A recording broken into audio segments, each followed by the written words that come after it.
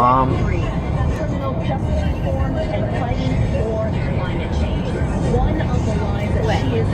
This is where I went yesterday. Oh yeah, at your house, huh? Yeah.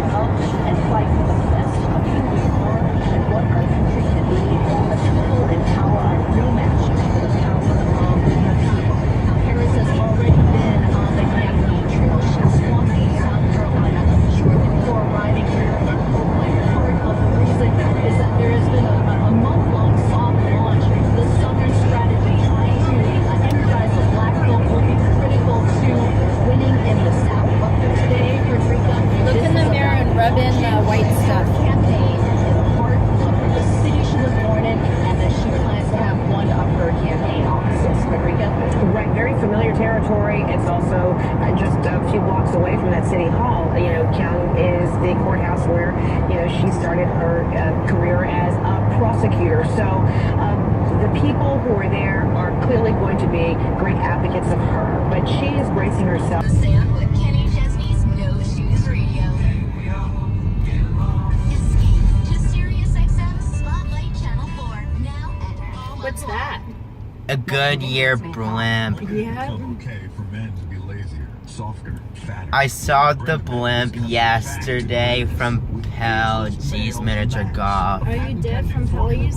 Yeah. It helps boost your total testosterone, promoting greater increases in muscle size and twice the reduction of body fat per Maria says that she had a false green card that she obtained from friends in Queens, New York, and they never double-checked that. I also talked with a man named Gabriel Sedano, also from Mexico. He was working there for almost 14 years when on January 18th this year, just a couple of weeks ago, he was brought in for a meeting. Says, in fact, in an email statement, actually, Eric Trump was saying that we are making a broad effort to try to identify all of these instances. Any employee who has given false and fraudulent documents to unlawfully gain employment where identified, any individual will be terminated immediately. He added that this is one of the reasons why my father is fighting so hard for immigration reform, since the system is broken. That's what he told the Washington Post. That is what he told the Washington Post. Here, this reporter Bob is also there joining us from the Hill. Bob, it does appear that this might be surprising. Some might say that the First Family didn't know about this. Yeah, I mean, I think that, listen, a lot of employers are in this situation where, especially now when you have record unemployment numbers, they need workers. And this is a sad story on so many levels. The workers knew the Trump family. At one point, Donald Trump, President Trump, gives the worker $200 to have his worker go out with his wife for dinner. That was reported by the Washington Post. That was Gabriel. Yeah. What are their options? Maria's family's quite upset. They've got 4 children. Her husband didn't want to be shown on camera. He's very worried about finding another job and having to go in and say, I just got fired from my last employer. It was the Trump Golf Club. You can imagine that might not look great. But yeah, they're concerned. They're not as concerned about deportation. I asked them that. They're more concerned about their economic livelihood and finding work. They both have kids.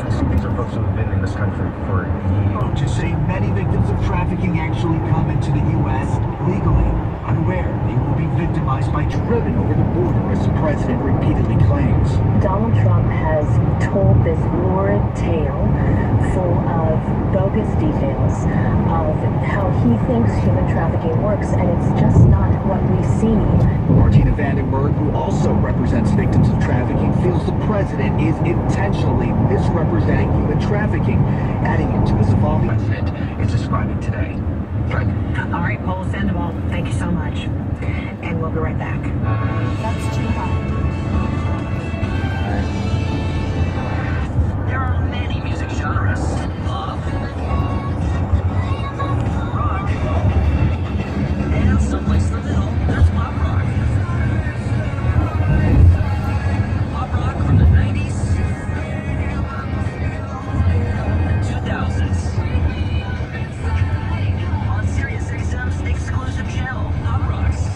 Channel 17. And on your phone or at home with SiriusXM. A ton of protesters. Only 2 showed up with signs, but they were sort of escorted away quickly.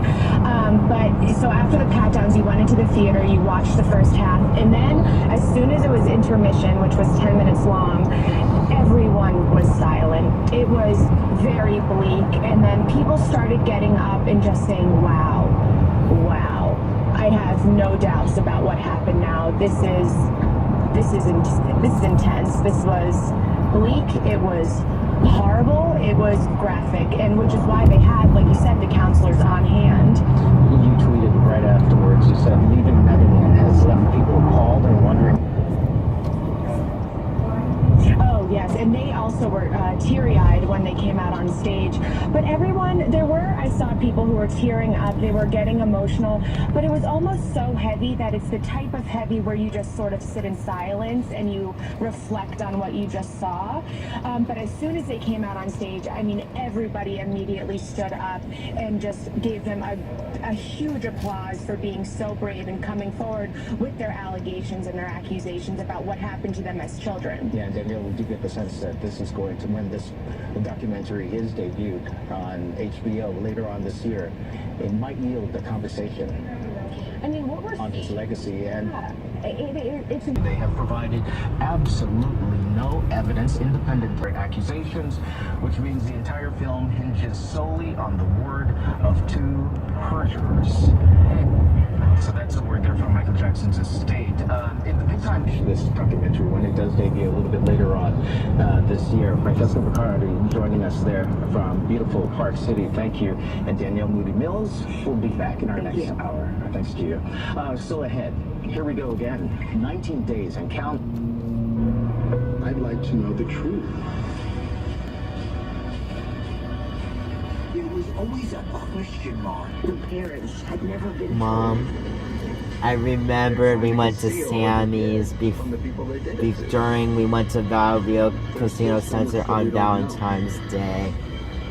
I know, that was so fun. Yeah, with Dennis and Mariah, with Sophie and Cheyenne before. Yep. The Sirius XM stars will be out for Super Bowl 53 radio. Hey everyone, it's me, Kevin Hart. We are live from the Super Bowl. They'll all be live in Atlanta with celebrity interviews, special performances, and of course, Mats are made of super strong glass and protected with Invisible Shield Pro 15, a nanotech coating to resist fine scratches. And you get a forever warranty. You'll glide so smooth and never feel stuck in a rut again. And a Vitraza glass chair mat is beautiful. We stock 12 popular sizes and shipping is free. Buy direct at Vitraza.com. That's V as in Victor, I-T-R-A-Z. Government shutdown? Democrats and Republicans have just 19 days to agree on a bill to fund the government past February 15th. If they cannot, the president has threatened to use executive action to fund his government. Whether in different agencies like the Treasury or the Department of Defense, there are forfeiture funds at different places the president can get revenue from for his border wall. The problem there is there's simply not enough. They're a drop in the bucket of the $5.7 billion of the president. As president of the United States, he takes the security of the nation as his highest priority. He doesn't want to shut the government down. Let's make that very clear. He doesn't want to declare a national emergency. Now, Mulvaney insisted that the president is standing by that $5.7 billion that he wants for the border wall. He did say the president is not married to that number, though he would not specify what the president would accept to essentially just leave the issue alone, let the government keep running, and focus elsewhere on domestic policy, something that sources aides here in the White House and CNN. The president hasn't really brought up. Mulvaney apparently has approached the president about taking on rising drug prices, infrastructure. It appears the president is simply not interested. He is fixated on this border wall, Fred. All right, Boris Sanchez, thank you so much. Joining me right now, Democratic strategist and CNN political commentator Maria Cardona, and Republican strategist and CNN political commentator Doug Heye. Good to see you both. All right, so Doug, Mick Mulvaney, so the president will get the wall funding with or without Congress. So how can he argue this is a national emergency? If the president has been threatening this for weeks and resorting to it only because he's not getting it in the budget. Yeah, I think that highlights the problem that the president has here, and part of the frustration that Republicans and Democrats feel on this. This is a negative process for everybody. And while certainly there's some recharging of funding that a president can do within his own budget, Congress Congress doesn't appear to move on this, and so it's why you saw finally movement when they could agree to do what we had already agreed to do in the first place, which is exactly where we were in late December when the president walked away from what the Senate would have supported. So moving forward, if the president can recharge some things, no doubt about that. But short of that, it looks like we're going to either have a shutdown or border security in the eye of the beholder, where Trump can say, I got my wall, and Democrats say, no, you didn't. But how can the country afford to go through this again, Doug? We can't. Obviously, you highlighted the $6 billion that it costs, but it also costs a lot more than money. The anxiety that voters were going through throughout the country, not just government workers, about where their next paycheck was coming and whether or not they'd be paid.